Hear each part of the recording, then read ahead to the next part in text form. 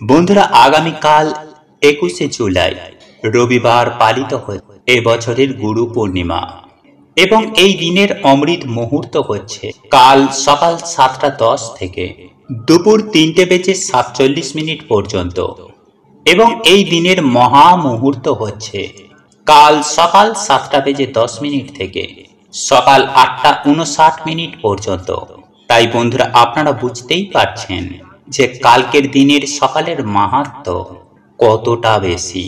শাস্ত্র বলছে যে এই দিনের সকালে এই সময়ে যারা নিজের মনের ইচ্ছা বা নিজের মনের বাসনা বলে তা অবশ্যই পূর্ণ হয় এবং এই সময়ের মধ্যে যারা কালকে স্নান করে বা সদর দরজায় এটি ঢেলে দেয়, যারা বাড়িতে সামান্য এই জিনিসটি কিনে আনে বা বাড়িতে মা লক্ষ্মী কিংবা ভগবান শ্রীকৃষ্ণের পুজো অর্চনা দেয়, সেই বাড়িতে সর্বদেবদেবীর কৃপা সারা বছর বিরাজ করে। তাদের আর্থিক উন্নতি হয়, কাজের জায়গায় সুফল আসে, মান সম্মান এবং যশ বৃদ্ধি হয়, পরিবারে সারা বছর সুখ শান্তি এবং সমৃদ্ধি বজায় থাকে। তবে বন্ধুরা, বিষ্ণু পুরাণে স্বয়ং পরমেশ্বর ভগবান শ্রীকৃষ্ণ নিজেই সাবধান করেছিলেন যে গুরু পূর্ণিমার দিন খিদেতে মরে গেলেও এই 3টি সবজি ভুল করেও খাদ্য হিসাবে গ্রহণ করবেন না। আর আপনারা যদি ভুল করেও এই খাবারগুলি খাদ্য হিসাবে গ্রহণ করেন, তাহলে গুরুর অভিশাপে আপনারা সারা জীবন দুঃখ, দারিদ্রতা, দুর্ভাগ্যে ভুগবেন। হ্যাঁ বন্ধুরা, আপনারা রোগে ভুগবেন, জ্বলে মরবেন, জীবনে নেমে আসবে ঘোর অমঙ্গল। হ্যাঁ বন্ধু, চতুর্দিক থেকে দুঃখ, কষ্ট, জ্বালা যন্ত্রণা, বিপদ আপদ, রোগ ব্যাধি, এমনকি দারিদ্রতা আপনাদেরকে আষ্টে পিষ্টে ঘিরে ধরবে। এক কথায় বলতে গেলে আপনারা রোগে ভুগবেন, জ্বলে মরবেন। বন্ধুরা, সনাতন ধর্ম অনুযায়ী খাবারকে অনেক গুরুত্ব দেওয়া হয়েছে, আর আমাদের জীবনে সুস্থ থাকতে, আয় উন্নতি করতে, সুখে শান্তিতে থাকতে এই খাবারের অনেক ভূমিকা রয়েছে। কারণ এই খাবার নির্ধারণ করে আমাদের জীবন কতটা ভালো কাটবে, আমরা কতটা সুস্থ থাকব। ঠিক তেমনই এর পাশাপাশি নির্ভর করে আমরা দৈনন্দিন চলাফেরার মধ্যে না জেনে এমন কিছু ভুল করে ফেলি যা অনেকাংশেই আমাদের জীবনকে একেবারে অতিষ্ঠময় করে দেয়। অনেক হাজারো চেষ্টার পরেও এর আসল কারণ আমরা বুঝে উঠতে পারি না, বিশেষ করে এই খাবার গ্রহণের ক্ষেত্রে। হ্যাঁ বন্ধুরা, আপনার একেবারে ঠিকই। বন্ধুরা, শাস্ত্র মতে এমনটাই মনে করা হয় যে বিশেষ বিশেষ দিনে এমন কিছু কিছু বিশেষ খাবার রয়েছে যেগুলি আমাদের খাওয়া একেবারে অনুচিত। আর আমরা যদি জেনে বুঝে বা না জেনে বুঝে সেই সমস্ত খাবার গ্রহণ করে থাকি, তাহলে আমাদেরই জীবনে নেমে আসবে চরম দারিদ্রতা ও অর্থ সংকট। হ্যাঁ বন্ধুরা, আপনারা একেবারে ঠিকই শুনুন। এক কথায় বললেন, রোগে ভুগবেন, জ্বলে মরবেন।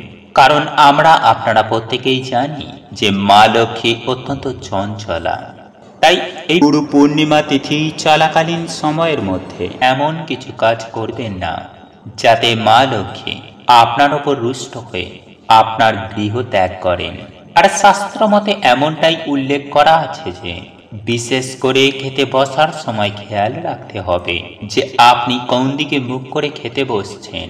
কারণ শাস্ত্র মতে এটাও মনে করা হয় এক দিকে মুখ করে খেতে বসলে তার ফল এক রকমের হয়। তাই সুপ্রিয় দর্শক বন্ধুরা, তাই আজ আমরা এই ভিডিওটির মাধ্যমে গুরু পূর্ণিমা তিথি চলাকালীন সময়ের মধ্যে আপনারা কোন খাবারটি খাবেন না এবং আপনারা যখন খেতে বসবেন কোন দিকে মুখ করে খেতে বসবেন। তাই এই প্রসঙ্গে বিস্তারিত জানার আগে আপনাদের বলে রাখি, আপনি যদি আমাদের এই চ্যানেলে নতুন হয়ে থাকেন তাহলে চ্যানেলটি অবশ্যই সাবস্ক্রাইব করুন এবং পাশে থাকা নোটিফিকেশন বেল আইকনটি ক্লিক করুন। কারণ আমি বিভিন্ন প্রকার তন্ত্র মন্ত্র, বশীকরণ, টোটকা, বাস্তু টিপস, জ্যোতিষশাস্ত্র, পুজো আরাধনা এবং ব্ল্যাক ম্যাজিক করা নিয়ে নিত্য নতুন ভিডিও আপলোড করে থাকি, যা প্রয়োগ করার মাধ্যমে আপনার জীবনে থাকা সকল প্রকার সমস্যার সমাধান হয়ে যাবে। চলুন এইবার মূল আলোচনায় প্রবেশ করা যাক।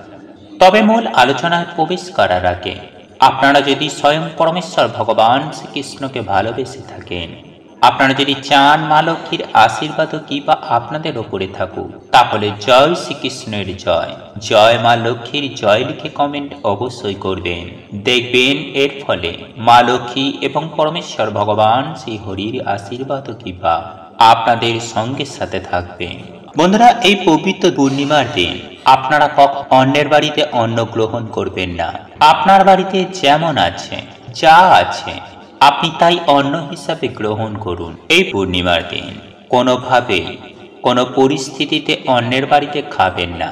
এর ফলে আপনাকে সারা জীবন অন্যের ওপর নির্ভর করে থাকতে হবে। তাই সুপ্রিয় দর্শক বন্ধুরা, গুরু পূর্ণিমা তিথি চলাকালীন সময়ের মধ্যে আপনি আপনার বাড়িতে আহার গ্রহণ করবেন।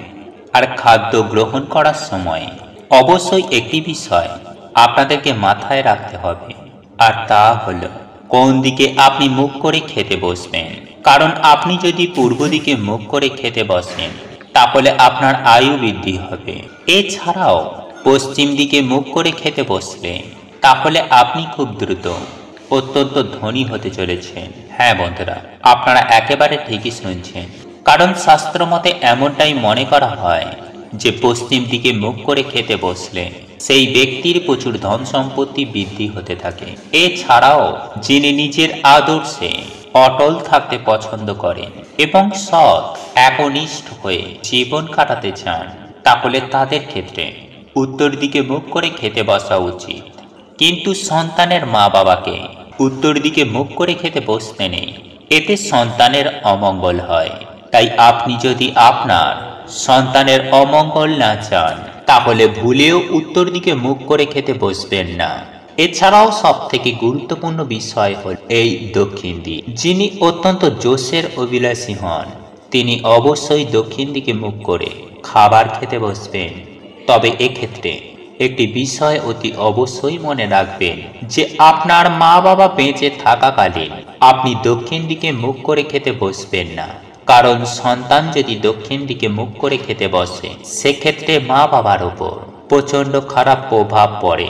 এর ফলে মা বাবার অমঙ্গল হয়। তাই আপনি যদি আপনার মা বাবাকে ভালোবেসে থাকেন, তাহলে ভুল করেও মা বাবা বেঁচে থাকাকালীন দক্ষিণ দিকে মুখ করে অন্ন গ্রহণ করতে বসবেন না। এই ছাড়াও আপনারা যখন অন্ন গ্রহণ করবেন, অন্ন গ্রহণের আগে অবশ্যই স্ক্রিনে দেওয়া মন্ত্রটি আপনারা জপ করুন। এই মন্ত্রটি 3 বার জপ করার পর তারপর আপনারা আহার গ্রহণ করুন। এক্ষেত্রে মা লক্ষ্মী যেমন সন্তুষ্ট হবে, ঠিক তেমনই মাতা অন্নপূর্ণাও আপনার ওপর খুবই সন্তুষ্ট হবেন। এর ফলে আপনার কখনোই অন্ন, বস্ত্র, বাসস্থানের অভাব হবে না। বন্ধুরা, শাস্ত্রে এমনটাই উল্লেখ করা আছে যে যে সকল মানুষের ওপর মা লক্ষ্মী ও স্বয়ং মাতা অন্নপূর্ণা দেবীর আশীর্বাদ থাকে, সেই সকল ব্যক্তির কখনো অন্ন, বস্ত্র, বাসস্থানের অভাব অনটন আসে না। তাই সুপ্রিয় দর্শক বন্ধুরা, গুরু পূর্ণিমা তিথি চলাকালীন সময়ের মধ্যে আপনি যেমন আপনার বাড়ি ছাড়া অন্য কারোর বাড়িতে অন্ন গ্রহণ করবেন না, ঠিক তেমনই এই পবিত্রতম দিনে আপনি আপনার বাড়িতে খাদ্য গ্রহণ করার আগে তবে বন্ধুরা একটি বিষয় মেনে চলার চেষ্টা করবেন। গুরু পূর্ণিমা তিথি চলাকালীন সময়ের মধ্যে ভুলেও মদ্যপান করবেন না, কোনো নেশা ভাঙ করবেন না। শুধু তাই নয় বন্ধুরা, এই পবিত্রতম পূর্ণিমার দিন বাড়ির মধ্যে আমিষ রান্না ভুলেও করবেন না। মাছ, মাংস, পেঁয়াজ, রসুন থেকে নিজেদেরকে বিরত রাখবেন। গুরু পূর্ণিমা তিথি চলাকালীন সময়ের মধ্যে মুসুরির ডাল ভুল করেও খাবেন না। শুধু তাই নয় বন্ধুরা, আপনারা এই পবিত্রতম দিনে বেগুনকে পুড়িয়ে খাবেন না বা পোড়া জাতীয় কোনো খাবার খাবেন না। আপনারা যদি কোনো পোড়া জাতীয় খাবার এই পবিত্রতম দিনে খেয়ে থাকেন, আপনাদের যে কপাল পুড়বে সেটা নিশ্চিত। তাই এই পবিত্রতম দিনে এই সব বিষয়গুলি মেনে চলার চেষ্টা করবেন। সব থেকে বড় কথা, গুরু পূর্ণিমা তিথি চলাকালীন সময়ের মধ্যে ভুলেও সজনে ডাঁটা খাবেন না। হ্যাঁ বন্ধুরা, আপনারা একেবারে ঠিকই শুনেছেন। এই পবিত্রতম দিনে আপনারা যদি সজনে ডাঁটা গ্রহণ করে থাকেন, তাহলে আপনাদের জীবনে চতুর্দিক থেকে বিপদ আপদ, জ্বালা যন্ত্রণা রোগ ব্যাধি ঘিরে ধরবে, আপনারা রোগে ভুগবেন, চলে মরবেন। তাই বন্ধুরা, এই বিষয়গুলি অতি অবশ্যই মেনে চলার চেষ্টা করবেন। এতে আপনার কল্যাণ, আপনার পরিবারের কল্যাণ। তবে বন্ধুরা, একই সঙ্গে এটাও মাথায় রাখবেন যে প্রত্যেকটা মানুষের জন্য সকাল খুবই গুরুত্বপূর্ণ। সকালে আমরা যা করব, যা দেখব এবং যা শুনব, ঠিক তেমনই এনার্জিকে বন্ধুরা আমরা বাড়ির মধ্যে আকর্ষণ করি। তাই এর জন্যই বন্ধুরা প্রাচীন কাল থেকে আমাদের ঋষি মণিরা এই সকালের সময়কে খুবই গুরুত্ব দিয়েছেন। প্রাচীনকালে এর জন্যই বেশিরভাগ মানুষেরা ব্রহ্ম মুহূর্তে ঘুম থেকে উঠতেন এবং ঘুম থেকে উঠেই তারা তাদের বাড়িতে, তাদের বাড়ির সদর দরজায় এবং উঠানে কিছু কার্য করতেন।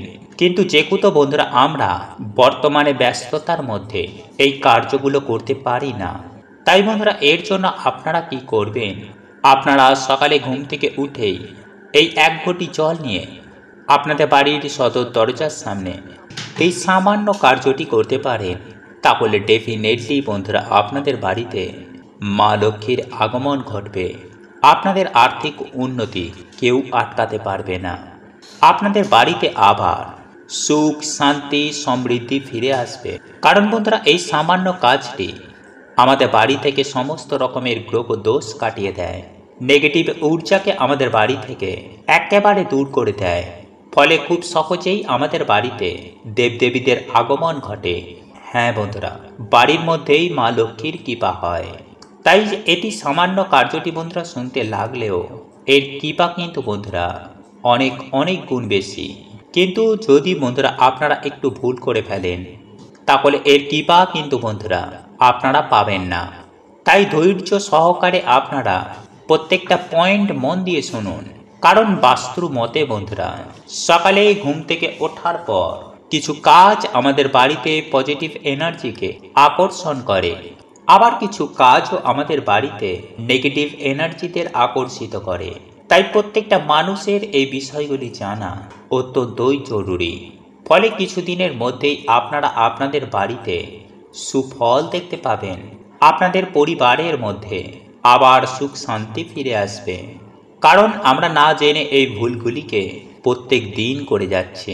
তাই এর জন্যই প্রত্যেক মানুষের জীবনে বর্তমান সময়ে নানান রকম সমস্যার মধ্যে পড়তে হচ্ছে। তাই বন্ধুরা আপনারা যদি আপনাদের জীবনে এই সমস্যাগুলি থেকে বেরিয়ে আসতে চান, তাহলে অবশ্যই বন্ধুরা ভিডিওটি পুরো দেখতে ভুলবেন না। নাম্বার 1, বন্ধুরা আমাদের মধ্যে বেশিরভাগ মানুষই সকালে ঘুম থেকে উঠে আয়নার সামনে দাঁড়িয়ে পড়ে। এটা কিন্তু বন্ধুরা আপনারা ভুল করেও করবেন না। কারণ আয়না কি করে, সারা রাত আমাদের বাড়িতে যেসব নেগেটিভ ঊর্জা রয়েছে তা শোষণ করে নেয়। এবং যখন আপনি সকালবেলায় ঘুম থেকে উঠেই আয়নার সামনে দাঁড়িয়ে পড়বেন, তখন সেই নেগেটিভ এনার্জিকে আয়না আপনার ওপর রিফ্লেক্ট করে দেয়। ফলে খুব সহজেই আপনার মেজাজ হারিয়ে যায়, মাথা গরম থাকে, কোনো কাজে মন বসে না, ফলে সৌভাগ্য আপনার জীবনে একদমই আসে না। তাই এই ভুল বন্ধুরা আপনারা সকালে ঘুম থেকে উঠে একদম করবেন না। নাম্বার 2, বন্ধুরা আপনারা এই দিনে কি করবেন, যে কোনো একটি ঘটির মধ্যে জল ভরবেন এবং রাতের বেলায় আপনারা আপনাদের ডাইনিং রুম কিংবা দরজার সামনে রেখে দেবেন। তবে এই জলের মধ্যে 1 চিমটি হলুদ এবং কিছুটা চন্দন বাটা অবশ্যই মিশিয়ে নেবেন। এবং তার পরের দিন সকালে আপনারা যখন ঘুম থেকে উঠবেন, আপনারা সেই জলটি নিয়ে গিয়ে আপনাদের বাড়ির সদর দরজার ভেতর দিকে দাঁড়িয়ে বাইরের দিকে মুখ করে সেই জলটিকে আপনারা ডান দিক এবং বাঁ দিকে ফেলে দেবেন। এতেই বন্ধুরা আপনাদের বাড়ি থেকে গ্রহ দোষ কাটবে। এবং এই প্রক্রিয়াটি আপনারা যদি প্রতিনিয়ত করতে পারেন, তাহলে আপনাদের ডেফিনেটলি আর্থিক উন্নতি হবেই হবে। কারণ বন্ধুরা এই প্রক্রিয়াটি এতটাই শক্তিশালী যে কিছুদিনের মধ্যেই এই প্রক্রিয়াটির ফলে বাড়িতে ভগবান বিষ্ণু ও মা লক্ষ্মীর আগমন হয়।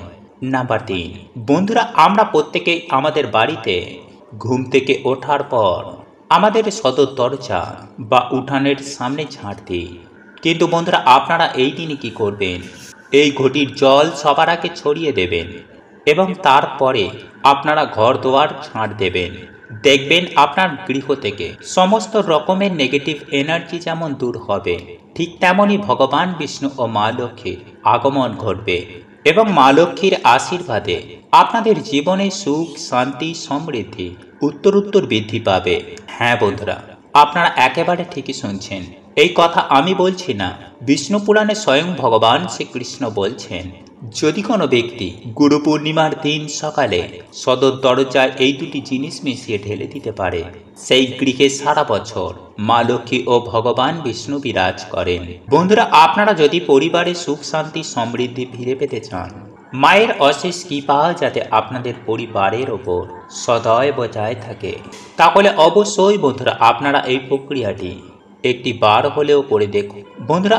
কারণ যাতে লক্ষ্মীশ্রী থাকে না, সেই জিনিসের কখনোই কিন্তু উন্নতি সম্ভব নয়। তাই আমাদের জীবনের প্রত্যেকে মা লক্ষ্মীর কৃপা প্রাপ্ত করা অনিবার্য দরকার। তাই বন্ধুরা, আজ আমি আমার এই ভিডিওটির মাধ্যমে যে প্রক্রিয়াটি আপনাদেরকে জানিয়ে দেব, তা যদি আপনারা পুরো ভক্তি ও নিষ্ঠার সাথে আপনারা এই দিনে পালন করতে পারেন, তাহলে আমি আপনাদের কথা দিচ্ছি যে আপনারা মা লক্ষ্মীর কৃপা প্রাপ্ত করবেন, এটা গ্যারেন্টি। তাহলে বন্ধুরা দেরি কেন, চলুন এইবার আমরা জেনে নিই সেই প্রক্রিয়াটি। আর ব্রহ্মাজির অনুসার এই দিন যে ভগবান বিষ্ণুর পুজো আরাধনা করে, সে অবশ্যই মৃত্যুর পর বৈকুণ্ঠ লোক গমন করে। তার জীবনে সমস্ত পাপে নাশ হয়ে যায়, ফলে তার মনের বাসনাও এতেই পূর্ণ হয়ে যায়। জীবনে যে কারণে সমস্যা হচ্ছে, তাও ভগবানের কৃপায় দূর হয়ে যায়। তাই বন্ধুরা, আপনাদের ব্যস্ততার মধ্যে অবশ্যই আপনারা আজ রাতে কিন্তু এটি বলে ঘুমাবেন। এতে আপনার জীবনে থাকা সকল প্রকার সমস্যা স্বয়ং প্রভু হরণ করে নেবেন। এরই ফলে আপনার জীবনে আসবে অফুরন্ত সুখ ও শান্তি। বন্ধুরা, প্রত্যেক দিনই আমরা ভগবানের পুজো আরাধনা করি, কিন্তু বিশেষ দিনে যদি আমরা ভগবানের পুজো আরাধনা করতে পারি, ভগবানের কাছে ভক্তি ভরে কিছু যদি চাইতে পারি, তাহলে অবশ্যই কিন্তু বন্ধুরা তা সুনিশ্চিতভাবে পূর্ণ হয়। কিন্তু কিভাবে তা করতে হয় তা বেশিরভাগ মানুষই জানেন না। তাই চলুন বন্ধুরা, এইবার আমরা জেনে নিই যে কিভাবে আজকে রাতে আপনারা ভগবানকে খুশি করবেন, যাতে আপনার সকল মনের বাসনা স্বয়ং প্রভু পূর্ণ করে দেন। নাম্বার 1, প্রথমত বন্ধুরা, গুরুজনদের সাথে আজকের দিনে ভুলেও কোনো খারাপ ব্যবহার করবেন না। সন্ধ্যাবেলায় বাড়িতেই ভগবান বিষ্ণুর নামে একটি প্রদীপ ধরান, হাতে সামান্য গঙ্গা জল নিয়ে একটি সংকল্প নিন যে এই মনোবাসনা পূর্ণ করার জন্য আমি ভগবানের এই মন্ত্র 108 বার জপ করব। আর বন্ধুরা, সেই মন্ত্রটি ওম ব্রহ্মাণ্ড দেবায় গোবাম্বন হিতায় চ জগদ্ধৃতায় শ্রীকৃষ্ণায় গোবিন্দায় নমো নমঃ। বন্ধুরা, আপনাদের এই মন্ত্রটি 108 বার জপ করতে হবে। এছাড়াও বন্ধুরা, আপনারা ওম নমো ভগবতে বাসুদেবায় নমঃ এই মন্ত্রটিও জপ করতে পারেন। কিন্তু অবশ্যই বন্ধুরা, আপনারা সংকল্প নিয়ে এই মন্ত্রটি জপ করতে ভুলবেন না। এরপর আপনাদের কাজ হবে, রাতে ঘুমাতে যাবার আগে আপনারা যে সব ফল ও মিষ্টি ভগবানের নৈবেদ্য হিসাবে নিবেদন করেছিলেন, সেগুলি সম্পূর্ণ সমস্ত কিছুই তুলে নেবেন এবং পরিবারের সকল সদস্যজনকে নিয়ে সেই কাঁঠাল, মাখন, মিছরি, তুলসী পাতা এই সমস্ত কিছুই সপরিবারে যদি খাদ্য হিসাবে গ্রহণ করতে পারেন, তাহলে সারা বছর আপনারা সুস্থ ও নিরোগ থাকবেন। সেই সঙ্গে ভগবানের আশীর্বাদে সারা বছর আপনাদের জীবনে টাকার বৃষ্টি হবে। যাই হোক বন্ধুরা, এইবার আমি আপনাদেরকে জানিয়ে রাখি যে আজ এই পূর্ণ পবিত্র রাতে ঘুমাতে যাবার আগে আপনারা অবশ্যই মনে মনে বলবেন, হে গোবিন্দ, হে হরিবিষ্ণু, আমি জেনে বুঝেই না জেনে বুঝে যা কিছু পাপ করেছি, সমস্ত পাপ থেকে আমাকে ক্ষমা করুন। আমাকে এত সুন্দর জীবন দেওয়ার জন্য আপনাকে কোটি কোটি ধন্যবাদ জানাই। হে প্রভু, আপনি আমার পিতা মাতা, আপনি আমার ইষ্ট দেবতা। আপনার আশীর্বাদ আমার একান্ত কাম্য। আপনার আশীর্বাদের হাত আমার এবং আমার পরিবারের মাথার উপরে রাখুন। আমি আপনাকে কোটি কোটি ধন্যবাদ জানাই আপনার আশীর্বাদ আমার এবং আমার পরিবারের ওপরে রাখার জন্য। বন্ধুরা, আপনারা এই কথাটি অবশ্যই আজকে রাতে বলে ঘুমাবেন। দেখবেন এতে ভগবান শ্রী হরিবিষ্ণুর আশীর্বাদ, মা লক্ষ্মীর কৃপা দৃষ্টি আপনাদের সঙ্গে সাথে থাকবে। জয় শ্রীকৃষ্ণ, রাধে রাধে। প্রভু আপনাদের সকলের মঙ্গল করুক। আপনারা সকলেই সুস্থ থাকবেন, ভালো থাকবেন। নমস্কার, ধন্যবাদ।